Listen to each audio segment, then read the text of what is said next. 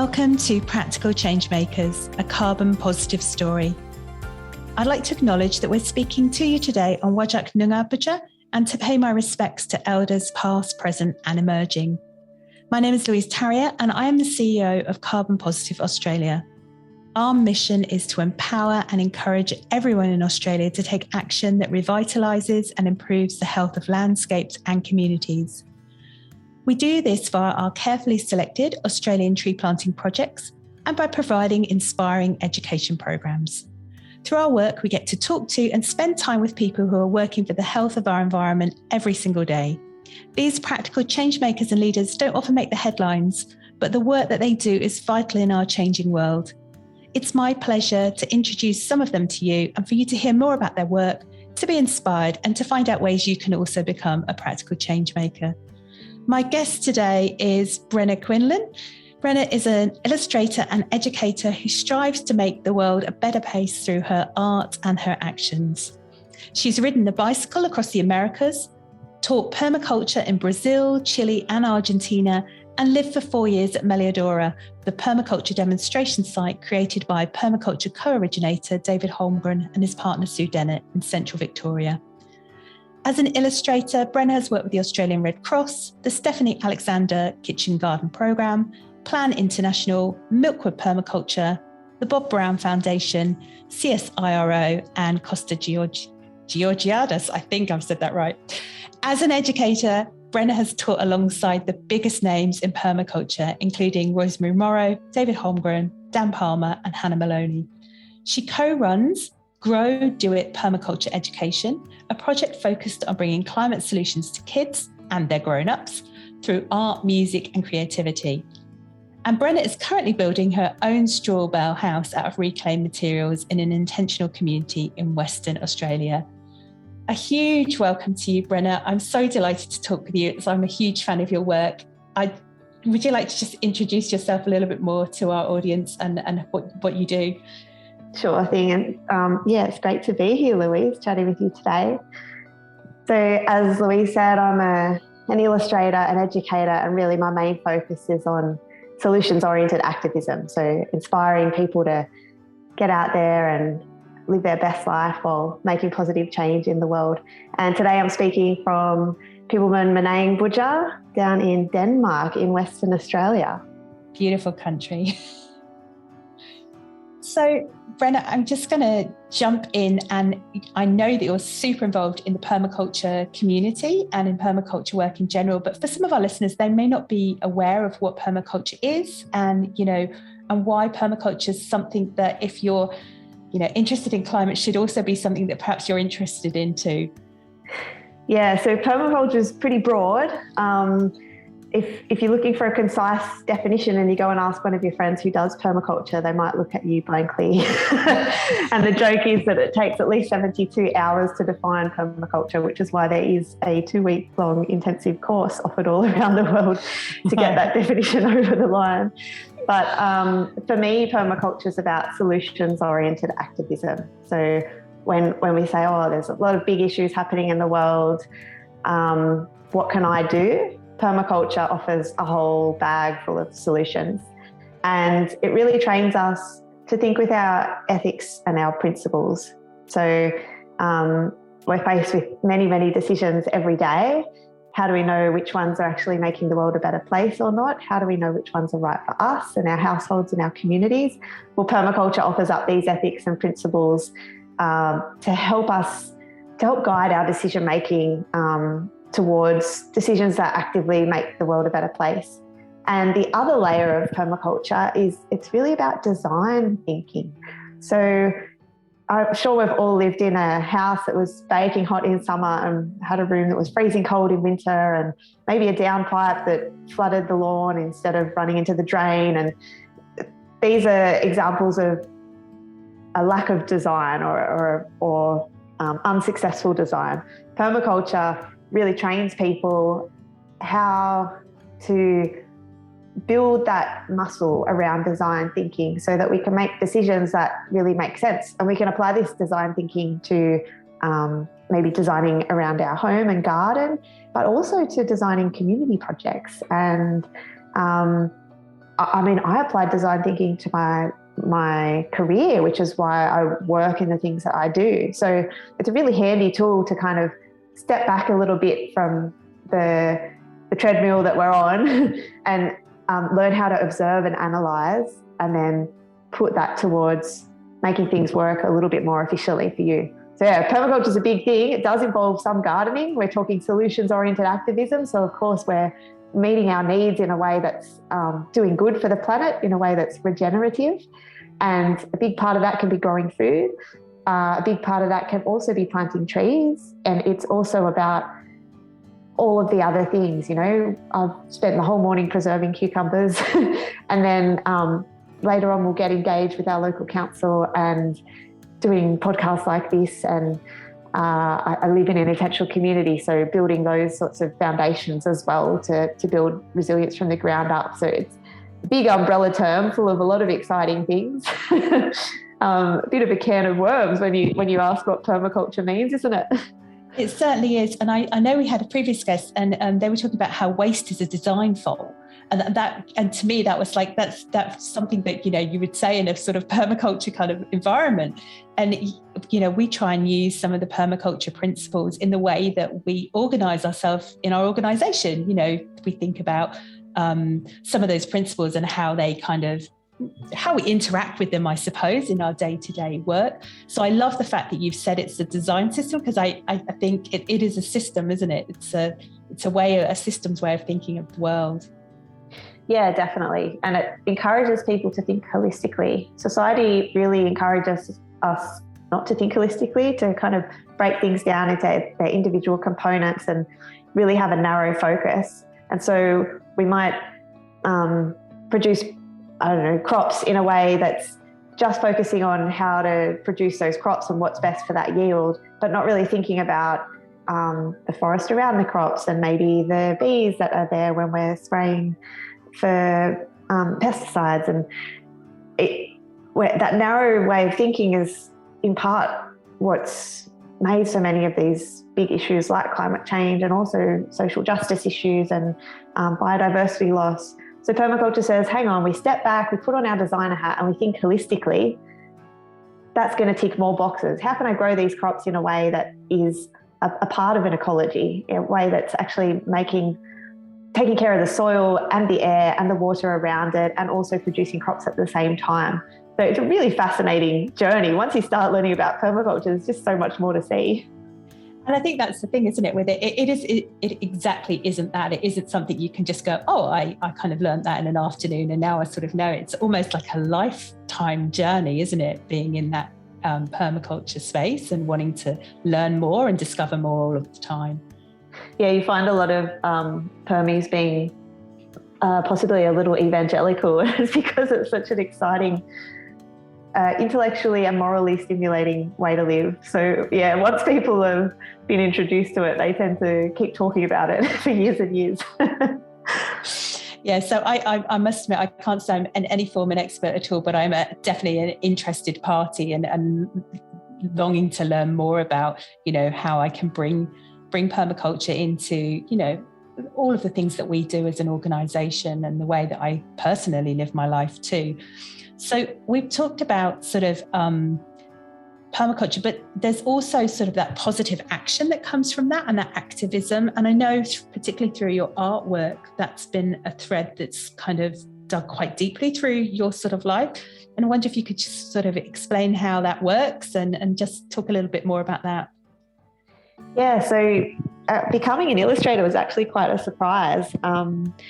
I had spent 6 years overseas. I went over there on a one-way ticket to try to figure out what I was wanting out of life in my early 20s. And I ended up volunteering a lot, woofing they call it, willing workers on organic farms. And the farms that I was enjoying being on the most, helping out with the most, were the ones where the people were really talking about permaculture. So bit by bit that started to form a picture, and I ended up doing my permaculture design course, that big 2-week course that I mentioned just before, to really get a handle on what the definition of permaculture was and how to apply it. I took that course in Chile. And then after those 6 years, I came back to Australia to really start putting these things into practice. And I thought, what should my path be in Australia? And I found out that the co-originator of permaculture, David Holmgren, was still alive and well and living in central Victoria and accepted volunteers. So I turned up at his door and asked that he let me stay there as an intern, and he did. And after a couple of months, he actually asked me to illustrate one of his books, Retro Suburbia. It's about living a regenerative life in the cities and suburbs. And I'd been an artist my entire life. Since I learned to hold a crayon, I've been an artist, but I had honestly never considered the idea of illustration. I was, at university and in the art schools that I attended, it was about creating a piece that would be hung in a gallery wall for rich people to buy. And maybe there was some meaning behind it, but it was really sort of almost a consumerist game that you're playing to be a successful artist on that path. And I'd long since been questioning the value of that pathway in my life, and was even considering giving up my aspirations creatively in that sense, because it just didn't seem like it was enough in the times that we're living in. But then illustration came into my vision, and I realised that I can combine my passion for permaculture and activism with my passion for drawing and creativity. And I found a real niche there. So it seemed like something that the world was really needing. More images around these big themes that we're thinking of, to help us to process what's going on, to help us to imagine new futures, to help us to understand really complex information. So I drew for David's book. It took me 4 whole months, and there's about 300 illustrations in there, and I learned a lot. And after that, I started releasing my own images on Facebook and Instagram for people to use for free around the big issues of our times. So people, it's just amazing the life that these drawings have. I'll publish one online on social media, and then I'll wake up the next day and, some of them just go absolutely viral, and I get all of these lovely messages and emails from people saying, I use it in our community newsletter to help people learn what our community garden's all about, or I've been using it in my homeschooling network with the kids to help them learn about native bees, or how to make a salad out of weeds and the plants that are around our backyard. I get academics calling up saying, can we use this in our thesis? Can we use this in our book? And so that's one way that I use my illustration passion to make the world a better place. And then the other way is I also do client work. So sometimes a council has a net zero by 2030 plan, and they want to really show what that's like. They could say it in a big wordy document that no one will ever read, or they can show it in a really cool image and put it online and share it around. So that's when they'll call in someone like me to really bring that vision to life. And that's exciting too. I love the side of client work that I get to really connect with people and projects who, just like me, are trying to do their best in the world and make the world a little bit better each day. And I think that's true, isn't it? When you're trying to visualize what a future change might look like, actually being able to visualize that is such a powerful tool, isn't it? To be able to look at it and go, hey, it could look like that. And it helps with sort of active imagination, helps with understanding just what the journey might be to get to that place. So give us some of the examples of, how does Brenna's mind work when you're kind of putting that illustration down on paper? What sort of process do you go through to come up with that visual interpretation? It's interesting. Everything we do has an impact, from how we commute to work to what we buy at the grocery store. Our lifestyle choices are contributing to our carbon footprint. Did you know Australians have one of the highest personal carbon footprints in the world? The good news is we can change that. Measuring your footprint is easy with our carbon footprint calculator. Custom designed for Australians, it gives you an accurate footprint calculation so you can really know your number. You'll also learn practical everyday ways to reduce and offset the impact of your lifestyle to help combat climate change. You can calculate your footprint at carbonpositiveaustralia.org.au au/calculate. For over 21 years, Carbon Positive Australia has planted trees and sequestered carbon. Our tree planting increases canopy cover and biodiversity, and also creates positive climate health and well-being outcomes. We take a nature-led approach and are passionate about providing ecologically sensitive planting that protects our environment. We only plant biodiverse native species and specialise in working with landholders to create innovative solutions for carbon planting. We are renowned for our research and monitoring of ecological outcomes. For less than the price of a cup of coffee, you can plant trees with us by donating at carbonpositiveaustralia.org.au/donate. I've recently collaborated with CSIRO, which CERES, which is a permaculture education site, cafe. They have market gardens and all sorts of great stuff happening in Melbourne. And I have an online program. So I've made a course on art as activism with them. And to write the course, I had to put into words what goes on in my head for the first time. So I'm getting better at explaining it, I think. Firstly, it's the inspiration. So I'm always looking for ideas. I carry around this great little book. If there's a fire, I'm grabbing this book. It's one of my most precious things. And when I listen to an inspiring podcast or watch a documentary, or if I'm reading a book, ideas come my way and I catch and store them in this little ideas book. I love that. Capture and store. So you're using one of the permaculture principles. Maybe just graduated a Perma Nerd level 5. Louise caught me out. So catching and storing that energy, right? Ideas are a form of energy, so that I can use it again later. And then when I'm in a different frame of mind, say I've got a whole afternoon to draw, I'll look through my ideas book, recoup that inspiration and sketch out really roughly a handful of ideas, say 6 or 7 different drawings. And that's my favourite part, because it's where you're really designing the image. What form is this message going to take? Will it be a visual metaphor? Will it have like a central heading and then examples of what that heading means around the outside? Will it just be a beautiful image as if it were a photo of what a community garden looks like, or what that 2030 net zero plan will be? There's all these different possibilities I can take. So I sketch those out, and then later on I'll put on a podcast or put on some music and draw over that sketch properly, and then add the colour. And then of course the final part, if you're using your art or creativity as activism, is actually sharing it with the world. So at some stage you've got to figure out how to get it out there so it inspires people. And for me, that's social media. And obviously those companies are problematic for a whole host of reasons, but they've also been really galvanizing for the climate movement. And the sheer amount of people that show up to protest, or did before COVID, like the School Strike for Climate movement, just would not have been possible without these connections that people make through these mediums. So yeah, I use it to my advantage. Try not to get too caught up in the hoo-ha that happens on there. But there are loads of other ways too that people can get the word out there through their art. Obviously, online isn't the only one.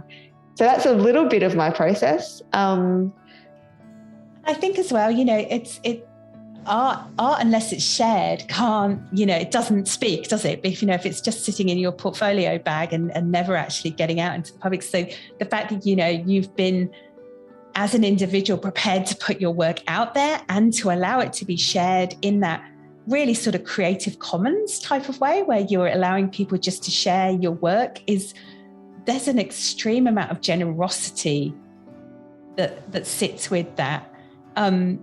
So, explain a little bit about, how that process works for you, because it's your work, isn't it, that you're putting out there. So yeah, I guess because I'm led by my ethics and my principles, the goal is always to help people, to help planet, to do good. And to further the conversation, really. So I see that I have this skill set and I have my own way of seeing the world.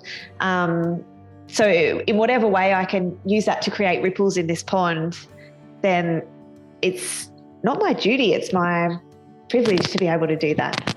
So it feels, I love the way you put that. Your privilege. Yeah, fantastic. It feels so wonderful to be able to put together an image and share that with people who genuinely gain benefit from that. And I mean, like I was saying before, the life that these images then take on is unable to be predicted by me or anybody else. So you just find them popping up. And, there'll be like an image I released 3 or 4 years ago that will all of a sudden kind of go viral again somehow. Some account shared it, or it was shown at some, big conference or something like that. And then other people hear about it again and that's resurfaced. That's cool. It must have been the right time for that message. So yeah, it brings me a lot of happiness, and I'm just chuffed that it brings other people happiness as well. And I think, I'm we talk about resilience, don't we, in the face of climate change, and, actually building resilience in community and building resilience in yourself. And I think, the ability to actually put out images and to keep putting those out shows great personal resilience on your part as well, to be able to keep pushing your kind of work out into that space. So I'm just wondering, how would you recommend, if there's anyone out there that says, I'm not sure I'm good enough, I'm not sure, if I can deal with this, how they can build that resilience that you've obviously honed over many years to, get your work out to people? It's interesting. As you're talking, I'm thinking of 2 levels of this. So one is the ability to be able to take complex information about themes and issues that are quite big and overwhelming and translate that into something that has a positive spin.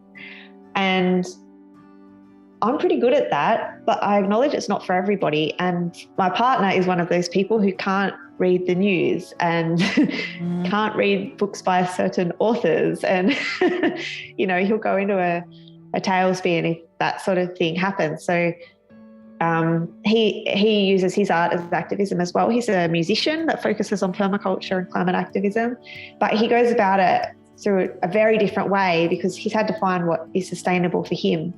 And I've found what works for me. So that's one kind of level of resilience, I guess, is just doing a temperature check on, you don't want to torture yourself by focusing on issues that really make you want to jump back into bed and pull the covers over your head. So finding where that level of comfort is for you. And then, the other, I guess, is by putting your work out there in whatever sense, whatever form that takes. You really are opening a public discussion over which you have no control. And people eventually start to view you as a public figure. And it's like, no, it's actually just me and my iPad in my room. There's no team here. There's no magical fairies making things happen. It's just me doing some drawings. And sometimes I have opinions that some people don't like. Occasionally, most overwhelmingly, people are very, very supportive.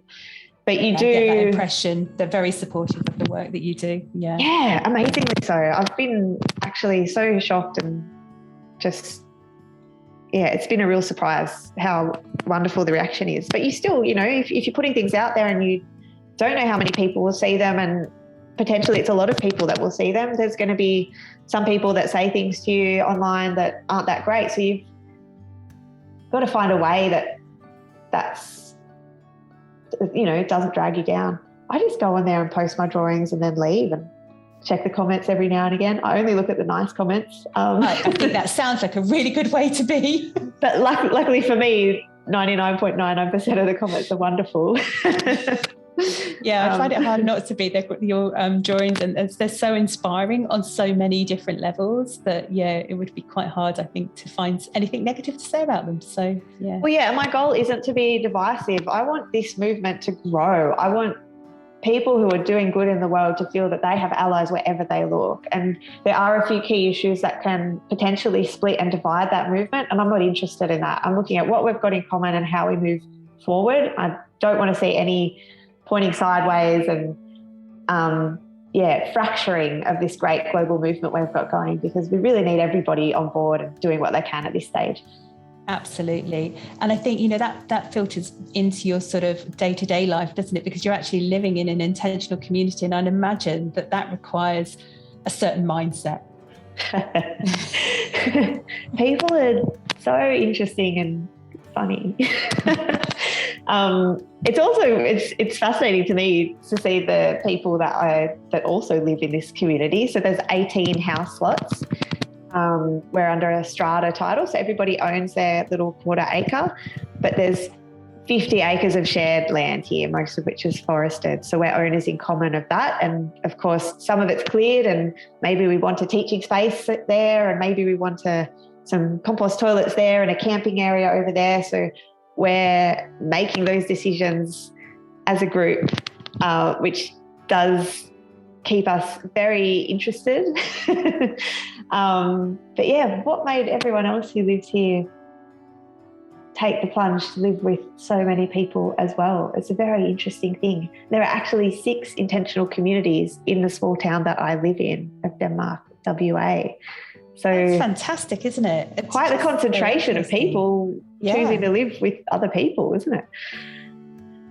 And I think as we move into sort of because let's face it, climate change is happening here now today. It's not something that's out there in the future. But, you know, that idea of building resilience through helping each other and being together in this and creating solutions together feels like something that you're very much in the midst of, and, you know, that forms part of the resilience that you've built.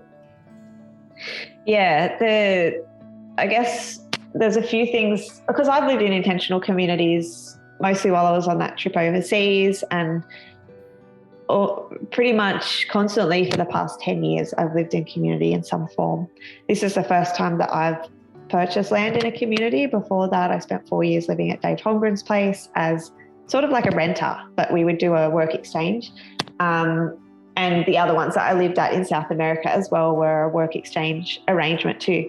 So I've seen a lot of different kinds of community.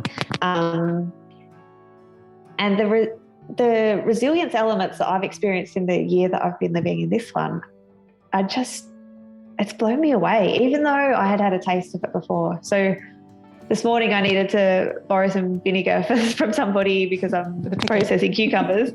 And I know I can just put it out there to the group chat and walk next door and grab some vinegar, and I don't even have to replace it later. I mean, the good vibes just circle around.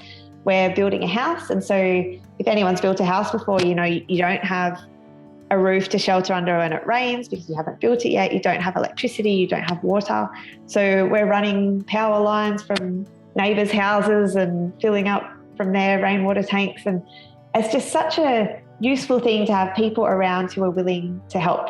And sometimes we have that with our neighbours, but sometimes we don't have that with our neighbours and we hardly know them. So yeah, this community has been great. We have a lot of get-togethers, a lot of dinners. We invite everybody else. So, you know, the broader community is also included in our sort of community family here. And yeah, people have differences of opinion, people have different ideas, and it's about learning how to live with that and accept people where they're at, and also put in place some really solid governance structures and foundations. Like we use nonviolent communication, we use sociocracy to hold the space in a safe and healthy way so that we can make decisions without yelling at each other, but instead make decisions that are exciting to make and that we all feel we're working towards, I guess, a common goal of making the community as strong as it can be. Yeah, it sounds like something that, you know, as a country and as a state, and, you know, we're going to have to learn more ways of being in community together and how to negotiate some of those more difficult areas of being in community, but also to enjoy some of the great fun elements that are there as well of, you know, engaging more with our communities, you know, whether that's our neighbours, as you say, or, you know, people who are just generally in our vicinity, and, you know, taking that into sort of local action. And the other thing that I was really interested in when we saw when we were talking earlier was you're building a straw bale house. Now that feels like quite an endeavour. How hard is that? Or is it really super simple?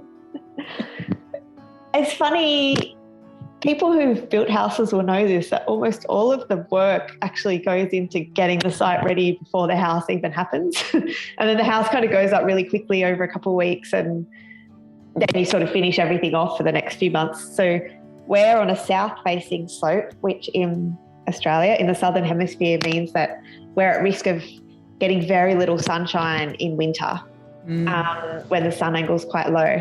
So we've done a lot of terracing, which is handy. In our community, one of our neighbours owns some big machinery and another few of our neighbours know how to use it. So we've been working with them to flatten our slope out into manageable bits so that we could actually grow all of the food and fruit trees that we want to grow. We also have a lot of water here. The community that I'm in used to be called Living Waters Permaculture Community. Yes, so lots of rain being Denmark, but also lots of springs. So drainage has become something that we learned a lot about in a short amount of time. And we've actually, as part of the earthworks, have all these channels that kind of snake through the property and then end in a pond, which then overflows to another, not so much a drain, but like a shallow drain, so that the water very slowly moves through the property. And that's another permaculture principle. We're trying to catch and store that water, but we're also trying to sink and slow any water that's through our property so it can infiltrate in the soil. And it means we've got all these beautiful spring-fed ponds everywhere, which are crystal clear and still full even this time of year. So the straw bale house is coming along, but we're hitting pause for the winter. We don't want to have bales and earthen render out there in the rain. We learned that lesson last winter. Trying to push through and work in the hail wasn't so much fun. So we're going to head north for a couple of months. But yeah, the bale raising, the wall raising will be happening on the other side of winter, and we're pretty excited about that. We've got hundreds of volunteers. Everyone I've met over the past year has said, let me know when it's happening, we'll come around. And straw is just such a great product to use for building. The building industry is responsible for 40% of landfill waste in Australia, and a huge amount of our national emissions are from the construction industry. Houses are still just flattened by machinery and taken away to the tip, even though there's so much we could salvage. So creating a home that at the end of its useful life can be returned to the soil is a real goal of ours. And straw is actually the waste product that's left behind after oats or wheat or barley have been harvested off the top. It kind of looks like a straw. It's like a hollow fibre. It's as local as anything. It's really cheap and it's very user-friendly to build with. So we'll get the frame put up in timber by somebody who knows what they're doing, and then the walls can very safely be built by us. And the thing about straw is you want to protect it from the rain and from mice. So you cover it in a render, which we're making out of clay from our own build site. So no Bunnings inside on this build site. We don't need industrial products here for our walls. We're digging a hole and then plastering that on the wall, and we have a good roof to protect it from driving rain. So it also makes for a really beautiful house. Straw is far and above the best insulating medium that we have for house building. So it'll be warm and toastier than winter when we've got our fire going inside, and lovely and cool in summer.